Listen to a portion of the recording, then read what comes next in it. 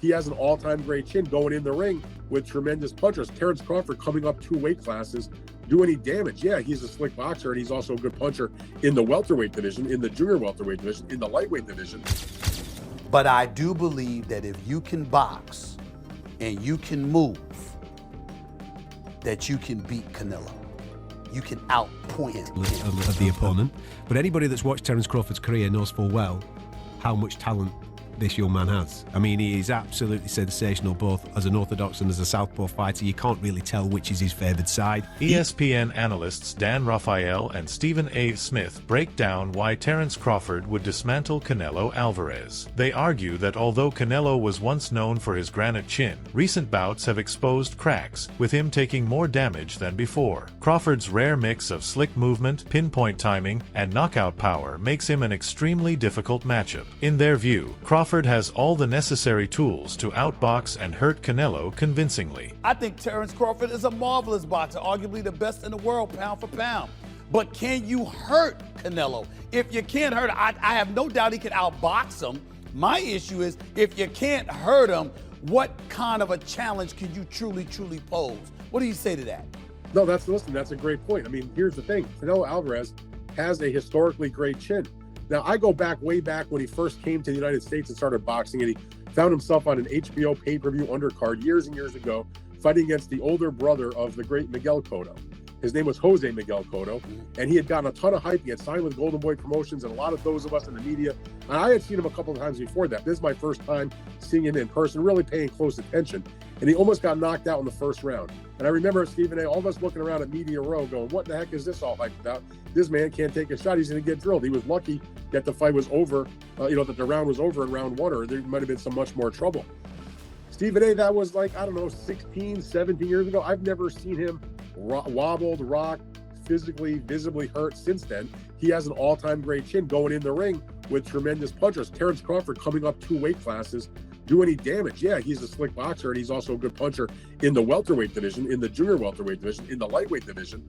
But even at junior middleweight, which is where Terence Crawford had his most recent fight back in August, when he moved up and he won a world title, he didn't blow the doors off. He fought a very tough, solid opponent named Israel Madrimov. He gave him a good fight. It was very close. Madrimov's people seem to think he might have even been able to edge it out. But if you can't hurt an Israel Madrimov at 154, what the heck are you going to do with Canelo Alvarez, the sturdiest guy in the world, at 168? So that aspect of it is certainly a problem. You mentioned about Charlo. Charlo was there to get his check. I know one thing about Terence Crawford. He's not going to just come to turn up to get the check. He'll at least try.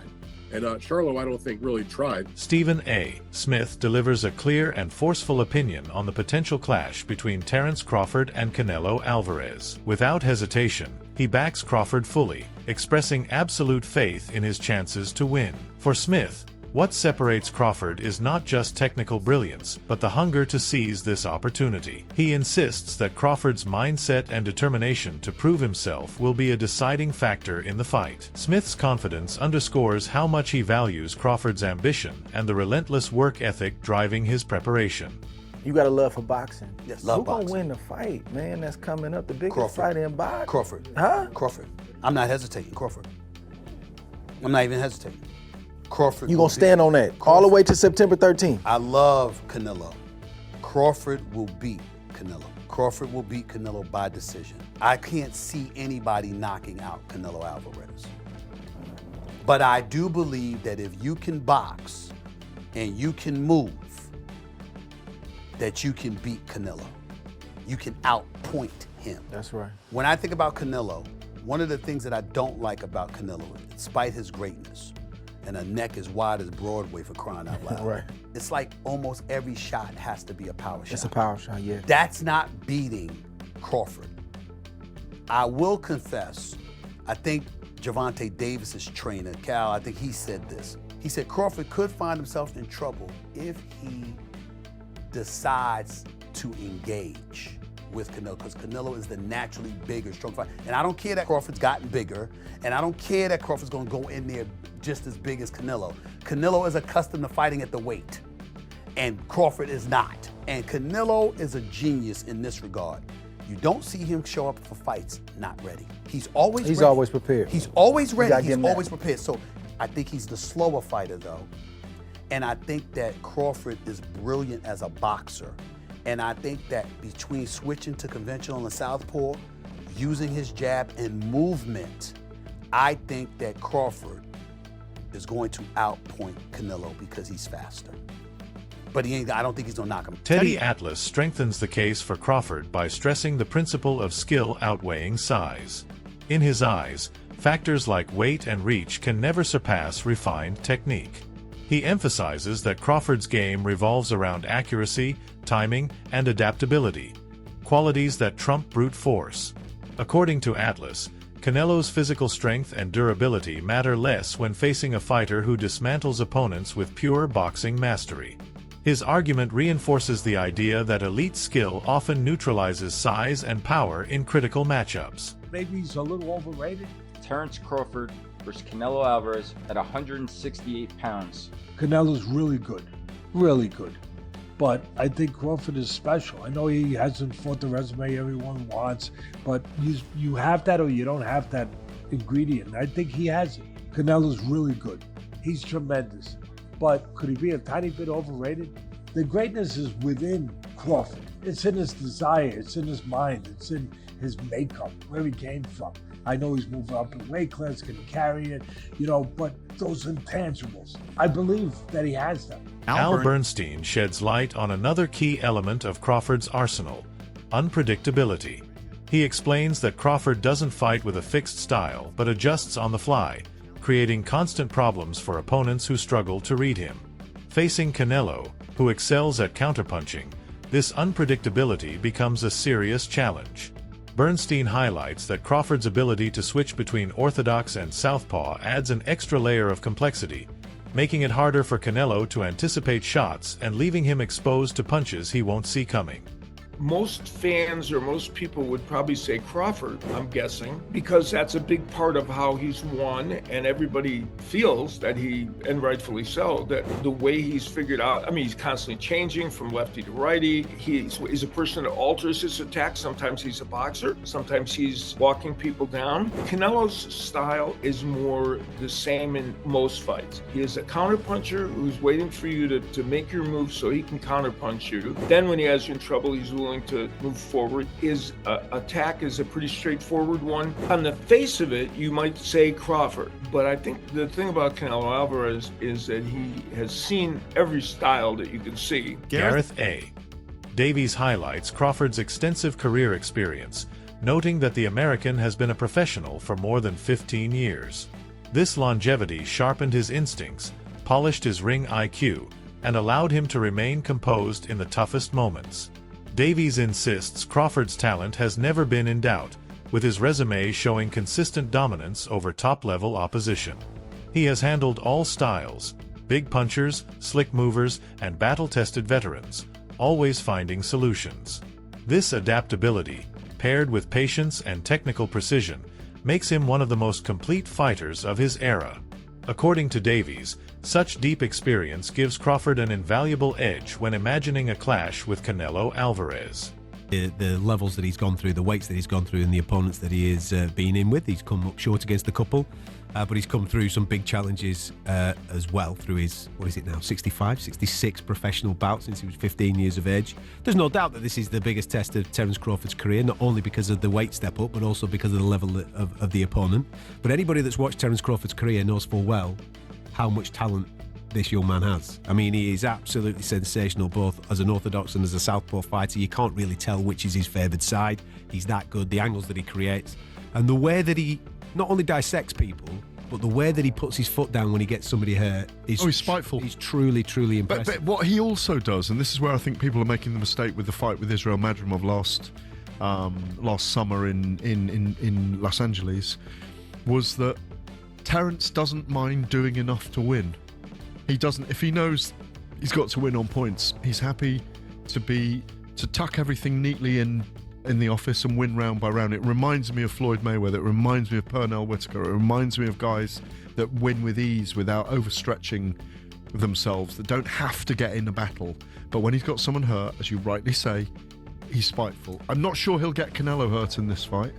But if his timing and his movement are on, the slightly slowed Canelo who likes to load up these days, could find himself frustrated by Terence Crawford. Yeah, and there's also the aspect of when he is behind. I mean, we've all seen that famous clip where he's fighting Sean Porter. Somebody sells him ringside. They've got him down on the cards. He goes through the gears and stops Sean Porter in the very next round. There's also that element to him. He's brilliant. He's absolutely brilliant, but he's also fighting someone that's equally as brilliant. A very different type of style, Canelo. And a fan favourite. Confidence is a recurring theme in discussions about Crawford. One analyst points out that his gym performances and sparring sessions have left lasting impressions on trainers and fighters who witnessed them. These accounts suggest Crawford demonstrates greatness even outside the spotlight of major fights. His ability to dominate in training shows a fighter always disciplined and razor-sharp. The confidence built from this constant excellence fuels his mental toughness, giving him the self-belief to step into the ring convinced he can outthink and outperform anyone, including Canelo. Man is so confident. He's so confident that he's about to become undisputed. Listen, 2 weeks to go, less than 2 weeks to go now. What? We're talking about 12 days. 12 days. What can we expect from this unbelievable showdown? Listen, the build-up has been absolutely incredible. When you talk about the sparring stories, when you talk about the unbelievable rumors that we've been hearing for the past 10 to 12 weeks, will but Crawford's power carry? Will Canelo age overnight? So many questions that we have when it comes to this unbelievable fight. But not too long to go, ladies and gentlemen. We are about to find out the truth. We are about to find out who's truly the greatest of this era. And let me tell you this. I said this in most of my videos so far. The more I watch Bud Crawford and the more I watch Canelo Alvarez tape, the more my appreciation for both men increases. Listen, Canelo is the greatest pressure/counter puncher in history when he puts both together. And Crawford is the most dynamic fighters my eyes ever saw. Ever saw. Now, listen to this. The moment this fight got announced, we didn't know the things that we know now. We didn't know about their sparring partners. We didn't know about the shape that they were gonna come in for this fight. Comedian and avid boxing enthusiast Ari Spears shared his historical take on the matchup. He reflected on decades of classic showdowns where Mexico's finest warriors clashed with American fighters known for speed and technical craft. In many of those encounters, the Americans prevailed by using defense, slick movement, and sharp counterpunching to control the tempo. Spears acknowledged that Canelo is a well-rounded champion with experience against elite opponents, but suggested this fight follows the timeless pattern of contrasting styles. Take a top-notch Hispanic fighter, put him against a top-notch black fighter, the black dude usually edges him out. And I'm not trying to be disrespectful to the Latino fighters, because look at the greats. De La Hoya, motherfucking Roberto Duran, Arguello, Felix Trinidad, what's my man's name? Chavez. Huh? So there have been legends, but 9 times out of 10, when the top Mexican legend takes on the top black legend, the black dude wins. Boxing and basketball is just something that niggas just, we got that wop that just, we edge you out. We edge you out. Duran lost to Hagler. He got knocked out so viciously by Hearns. Rumor is he's still waking up today. He lost he did the no mas with Leonard. Yeah, no, I've been hanging out with Sugar Ray Leonard recently. We talked about that whole situation. De La Hoya lost to Floyd. He lost to Bernard. He lost to Sugar Shane Mosley. Usually the black fighters edge out the Latinos when it come down to it. So basically you're saying Crawford's gonna win because he's black. I'm saying he's gonna win because he's got skills. But that black component, that's that extra juice. That's that extra juice? I mean, look. It's like the Batmobile when it's going fast, and then he hits the nitro button, and the flame shoots out of the back of the car and takes it to another level. Black dudes have the nitro switch. On the other side, Canelo Alvarez maintains his trademark confidence. He dismisses the need for external validation, stating that he doesn't require anyone's approval to confirm his greatness. For Canelo, self-belief has always been a defining trait. His resume filled with wins over top-tier competition only reinforces that conviction. At the same time, his outlook highlights the contrast between him and Crawford, while Crawford enters the fight driven to prove himself with a career-defining triumph. The performance that you know you're gonna have, right? They can't deny you anymore. I don't know, but I don't give a fuck too. So I feel I'm the best, and that's it. I don't focus on if the people say or put me in the first position. I'm the best. I feel I'm the best. I'm doing because I love boxing. I called Canelo out because, like I said, he the last great fighter amongst the era that surpassed us. This is my mega fight. This is my moment. You didn't have much interest in this Crawford fight. You were saying that there wasn't much in it for you, and you pointed out that people will say that he was too small. What changed? I think he's one of the best fighters for more fun. No, he accomplished a lot of things too. Mexican with the American fighter is always big. When he fights you at Allegiant Stadium, I imagine it's going to be 55,000 plus screaming Canelo fans, right? Many from Mexico. Sean Porter speaks passionately about Terence Crawford's chances against Canelo Alvarez, expressing total faith in Crawford's preparation and mental focus. Porter believes Crawford will enter the ring with a game plan specifically crafted to neutralize Canelo's style. He points to Crawford's speed, timing, and disciplined execution as decisive factors that could set him apart. Porter envisions a performance so dominant it could redefine the current era of boxing and elevate Crawford's legacy with a statement victory. At the same time, the stakes are enormous for both men. For Crawford, this represents the ultimate test against the biggest name he has ever faced. For Canelo, the pressure is just as great. A loss to a naturally smaller fighter moving up in weight could tarnish his legacy. History has often been harsh when larger champions fall to lighter opponents, which is why victory here is not just pride for Canelo. It is essential to secure his place among the all-time greats. Canelo's legacy. And he gave a resounding yeah. A resounding yeah. He said it would massively tarnish Canelo's legacy. And some of the things that he said were just basically things that most of us know, just some register and make sure that other people know and others don't, right? But it would tarnish his legacy, and for the obvious reasons. One is, we know that the guy's older. Crawford's older. He's going to be 38 years old here, right? So he's an older fighter. He's an inactive fighter, right? And most of the time, these are things that, make people say that people are going to lose. Man, he's inactive. So he's pretty inactive, hasn't fought in a year, hasn't fought more than once a year in 3 to 4 years, maybe even 5 years. And also, he's coming up in weight. Showbiz the Adult, a respected voice in boxing commentary, offered a measured perspective on the potential clash. He underlined that Canelo's career has been built on toughness, strength, and steady pressure, breaking rivals down with sharp counters and a relentless work rate. His durability and ability to set traps make him a constant threat. However, Showbiz also noted that Crawford's wrestling background gave him an exceptional sense of balance, control, and anticipation. When combined with his sharp boxing IQ, these attributes create a rare advantage that allows him to outmaneuver even the most dangerous opponents. His legs, he uses his core, and then his neck itself to lift up Bivol like Bivol was a featherweight. That is a huge representation of how strong Canelo is. When you look at his workouts, you can tell why he was able to do that. All these damn neck exercises that I wouldn't dare do. Okay, that stuff looks painful. The squatting and all that stuff that he's doing is exactly why Canelo Alvarez, honestly, is a strong fighter. He tried to do it again with William Skull. William Skull shook out of it, but he is a bull. Listen, Terence Bud Crawford is strong.